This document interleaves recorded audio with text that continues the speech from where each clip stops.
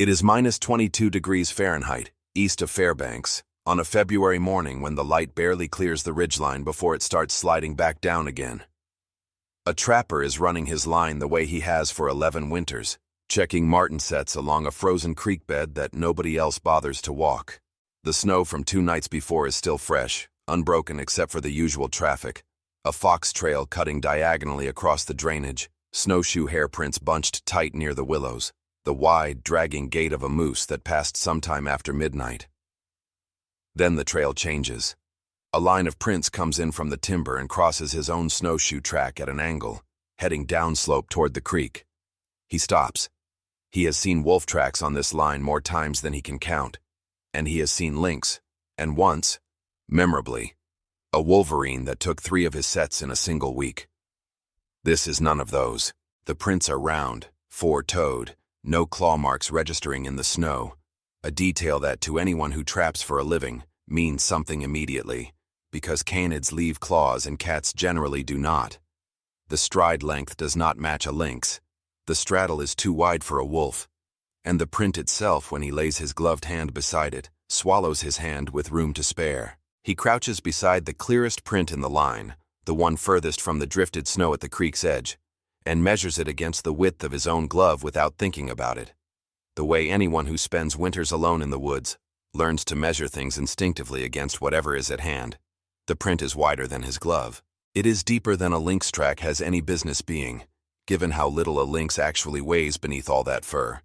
And there is no drag mark trailing behind it the way there sometimes is with an injured or exhausted animal.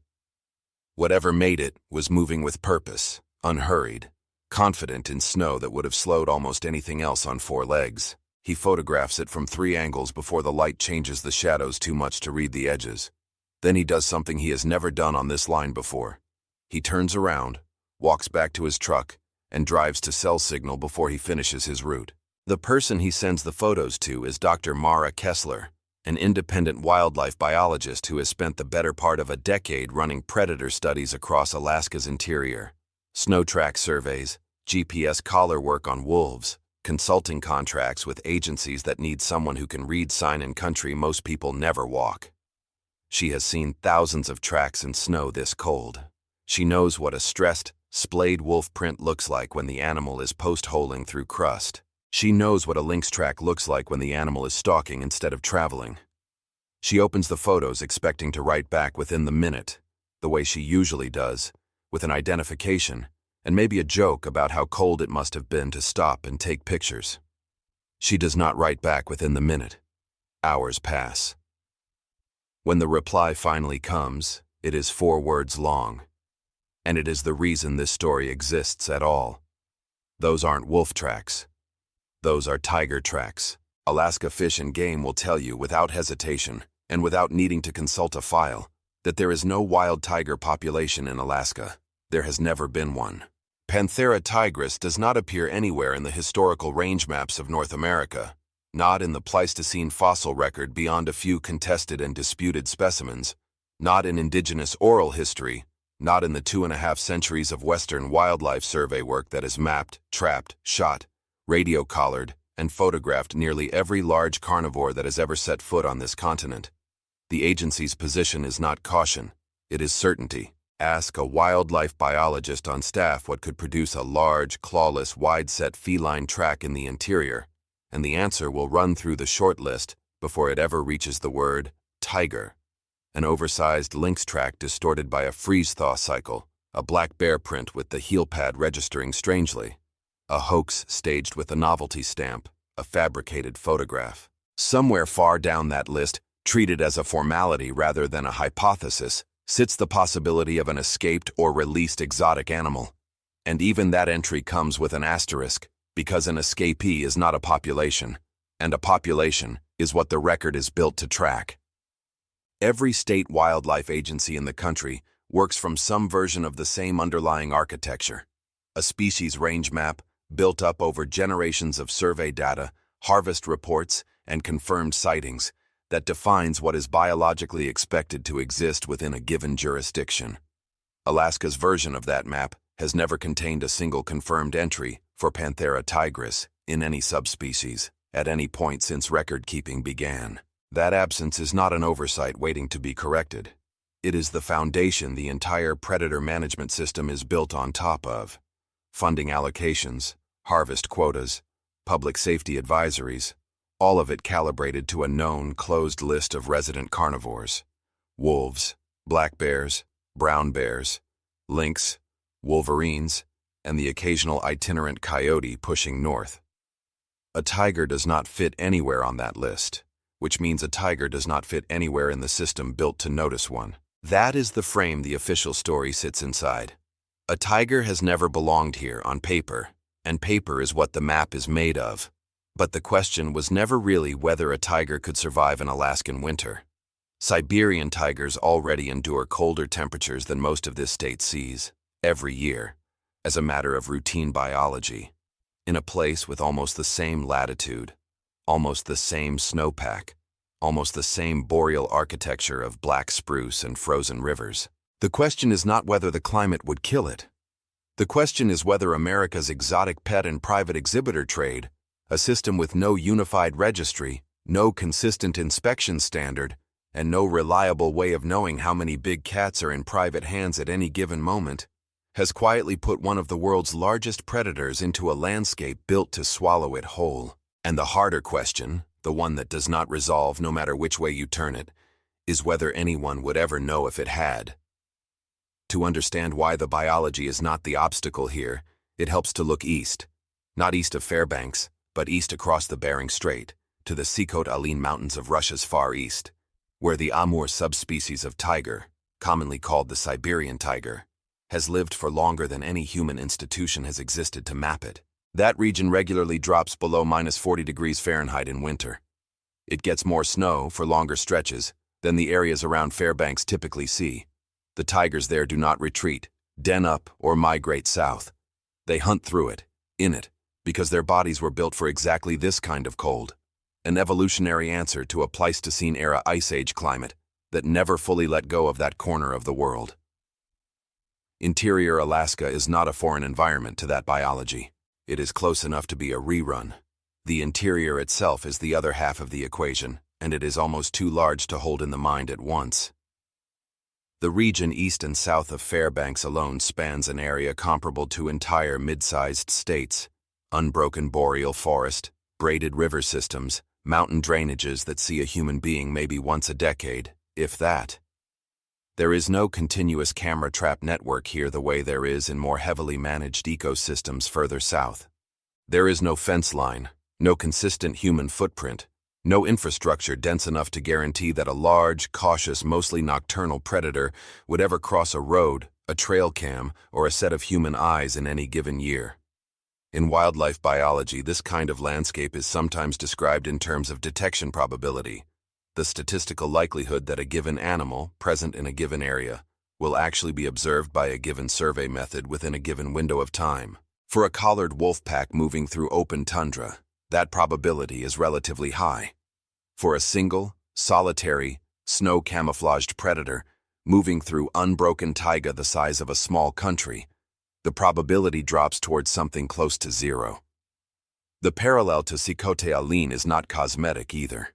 Both regions sit at comparable northern latitudes. Both are dominated by conifer forest broken by river drainages that freeze solid for half the year and serve as the primary travel corridors for large predators once the undergrowth is buried under snow. Both support populations of moose, elk-sized ungulates, and smaller mammals dense enough to sustain a large solitary hunter that does not need to make a kill every day to survive. A tiger moving through the Sikhote-Alin range and a tiger moving through the drainages east of Fairbanks would, ecologically speaking, be doing something close to the same job in two versions of nearly the same forest. The interior is not a corridor a tiger would need to cross to disappear. The interior is the disappearance itself. If the wilderness is where such an animal could vanish, the question becomes how it would have gotten there in the first place. And that is where the story stops being about Russia and Alaska and starts being about the United States itself. Nobody actually knows how many tigers live in captivity in America. That sentence should sound more alarming than it does, mostly because it has been repeated so often in conservation circles that it has started to lose its edge. Estimates from wildlife welfare organizations over the past 2 decades have placed the number of privately held tigers in the United States somewhere in the thousands, a figure that, depending on the year and the source, has been cited as exceeding the entire wild tiger population left on the planet. Ownership before 2022 was governed by a genuine patchwork. Some states required permits and inspections, others required almost nothing beyond a fee, and a handful placed no meaningful restriction on private big cat ownership at all. Investigators and welfare groups auditing this system over the years routinely found the same structural problem repeating itself.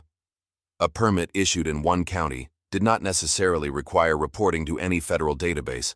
A private breeder could sell or transfer an animal across state lines with paperwork that was easy to falsify or simply never filed, and an animal that died, escaped, or was quietly rehomed often left no trace in any registry at all. The system was not designed to conceal tigers. It was simply never designed to track them with any precision, which produces, in practice, almost the same result. Roadside zoos, private breeding operations, unlicensed sanctuaries, and individual collectors operated in a regulatory gray zone that federal agencies openly acknowledged they could not fully map.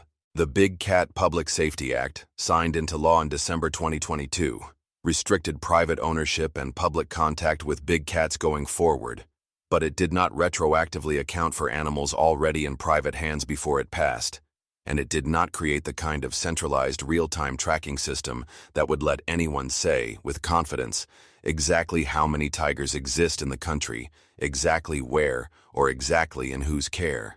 If you have made it this far into this story, you already understand why that gap matters more than almost anything else in it. Subscribe, because this channel exists for exactly this kind of gap. The space between what the record says is true and what the evidence quietly suggests might be true instead. This is not the last case science hasn't closed, and it will not be the strangest one. The gap is not theoretical. On October 18, 2011, in Zanesville, Ohio, a private exotic animal owner released dozens of animals from his personal collection before killing himself, including several tigers, lions, and other large predators, sending local law enforcement scrambling through the night to prevent the animals from reaching nearby homes and roads. It remains one of the most widely reported private big cat release incidents in American history, and it happened not in some remote foreign sanctuary, but in rural Ohio, inside a regulatory system that, at the time, allowed exactly this kind of private ownership with minimal oversight. Sheriff's deputies that night made split-second decisions in the dark, on rural roads, about animals they had no training to safely contain, because no other realistic option existed on that timeline. Most of the animals released that evening did not survive the response. The ones that mattered for this story are not the ones that were found. They are the reminder that a single private owner, in a single evening, with no warning to the surrounding community, was capable of putting dozens of large predators into an American landscape simultaneously, a scenario the regulatory system of the time had no meaningful mechanism to prevent in advance. Zanesville was not an isolated glitch in an otherwise airtight system. It was a demonstration of what the system actually was. There is also a second kind of evidence worth sitting with here. Not an escape, but a release, and not in America at all. In 2014, Russian conservationists working with the Amur Tiger Center fitted a young male tiger named Kuzya with a GPS collar and released him back into the wild as part of a rehabilitation program for orphaned cubs. Kuzya did not stay where he was released. He moved over the following months across an enormous stretch of territory, eventually crossing the Amur River into China, triggering diplomatic notices between the two countries' wildlife agencies as researchers tracked his signal moving through terrain nobody had planned for him to enter. Kuzya's journey was widely reported at the time specifically because it demonstrated something conservation biologists already suspected but rarely got to watch happen in real time. A single tiger, introduced into a landscape, is fully capable of covering hundreds of kilometers of unfamiliar, forested cold terrain without being detected until a collar signal or a chance sighting gives it away. Put those two facts next to each other. A country with a documented history of poorly monitored private tiger ownership, and at least one confirmed mass release event. A species capable, when introduced into a wild system, of moving hundreds of kilometers through cold, forested terrain largely unseen. Neither fact alone proves anything happened east of Fairbanks. Together, they describe a mechanism, a plausible, evidenced pathway by which the impossible stops being impossible and starts being merely unlikely, unconfirmed, and very hard to rule out. The physical evidence for why a Siberian tiger's body would simply shrug off an Alaskan winter is not speculative. It is measured. Amur tigers carry a subcutaneous fat layer and a dense winter undercoat beneath their guard hairs that together function almost like a wetsuit worn backward, trapping body heat against the skin rather than trapping cold against it.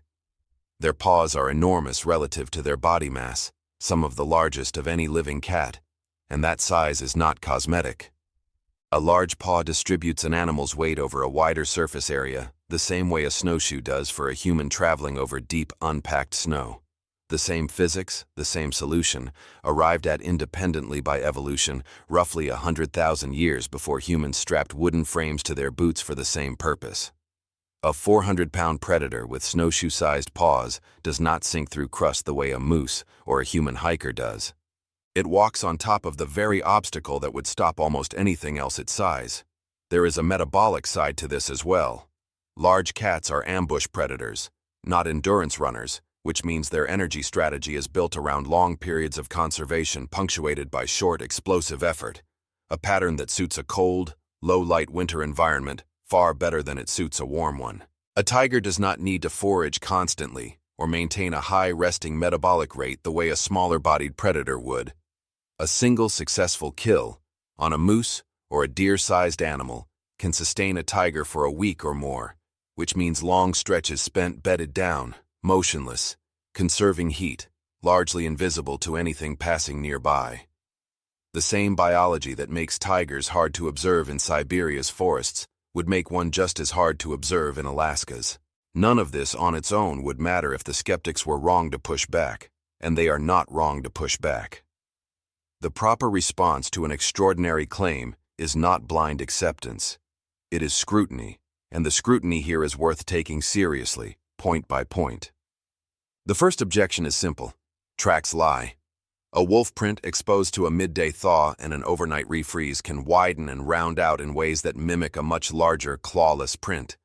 The melt-erasing claw marks that were there originally, the refreeze blurring toe definition into something that looks feline, instead of canid to an untrained eye. A black bear's front print, similarly distorted, can register in a way that superficially resembles a big cat's. The second objection is opportunity. A hoax is trivially easy to stage in fresh snow with a novelty print stamp, and remote trapline photographs are difficult to independently verify after the fact, especially once the original track has melted, been walked over, or been erased by wind. The third objection is coverage. Interior Alaska's biologists and field technicians are stretched across a landscape too large for any small team to monitor consistently, which means an anomalous track report competes for limited investigative time against 100 more mundane, more likely explanations. There is a fourth objection, quieter than the others but just as commonly raised. Motive. Why would a private owner release a tiger rather than surrender it, sell it, or simply keep it? The honest answer is that the record already contains several plausible paths to exactly that outcome. An aging owner, unable to continue paying for a large predator's care, a facility facing sudden closure, or a change in local ordinance. An animal that became too dangerous to safely handle, with no nearby sanctuary willing or able to take it on short notice. None of these scenarios require malice. Most of them require only the same kind of quiet desperation that has already been documented in other states in other years involving other exotic species entirely. Each of those objections is fair. None of them closes the case. The classification bias runs both directions. A wildlife agency trained to interpret ambiguous sign in terms of the species already known to exist in a region will, understandably, default to the most parsimonious explanation available, a distorted wolf print over an impossible tiger print, every time, as a matter of professional discipline rather than dismissal. That discipline is usually correct. It is also, structurally, incapable of registering the one explanation the record was never built to expect. Evidence decay compounds the problem. A snow track in interior Alaska has a functional lifespan measured in days, sometimes hours, before wind, sun, or the next snowfall erases it completely, and a carcass left behind by a successful kill is typically scavenged down to fragments by ravens, foxes, and other predators within a similarly short window, long before any independent verification team could reach a location that, in many cases, is a full day's travel from the nearest road. And the sheer scale of the territory means that even a genuine, sustained presence could persist for years without producing the kind of repeated, corroborated sightings that would force an official reassessment. It is not enough to confirm. It is also not enough to dismiss. That phrase is the entire shape of this case, compressed into 8 words. Every piece of evidence gathered so far sits exactly there, in that narrow, uncomfortable space between confirmation and dismissal, and nothing found to date has managed to push it decisively toward either side. It did not need to be lost. It only needed to not be found. Dr. Kessler, for her part, has been careful in every subsequent interview not to overstate what a single set of tracks can prove. She has said, on more than one occasion, that a photograph of a print, however unusual, however well documented, is not the same thing as a confirmed species identification, and that responsible science requires more corroborating evidence before any formal claim can be made. That caution is exactly what makes her initial reaction worth taking seriously in the first place.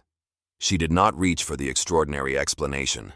The tracks reached for her. Months later, roughly 60 miles downstream along the same watershed, a different party, a hunting guide scouting a fall access route, photographed a second set of prints crossing a gravel bar near a braided section of river. The prints were older, softened by weather, harder to measure with any precision. But the guide, who had heard about the trapline photographs secondhand, sent his images to the same short list of interior biologists that had circulated the first set. Nobody has yet connected the 2 sightings with certainty. Nobody has ruled out that they are connected either. The distance between them is well within a single animal's range, if it were moving, patiently, along the drainage systems that thread through that part of the interior. The same kind of long, unhurried, undetected movement that carried a collared tiger a continent away, on a different river, in a different country, a decade earlier. Alaska Fish and Game maintains its position. No wild tiger population has ever existed in Alaska, and nothing gathered so far meets the evidentiary threshold required to change that statement. That position is, on its own terms, defensible. A record built on decades of survey work should not be rewritten by 2 sets of ambiguous tracks a season apart. But a record is not the same thing as the territory it claims to describe, and the gap between the 2 is exactly where this story lives. Somewhere in the space between never documented and does not exist, an entire category of possibility sits quietly, waiting for either a clearer photograph, a hair sample, a trail camera in the right place at the right hour, or simply for the snow to melt again in February, over a set of prints nobody happens to be there to see.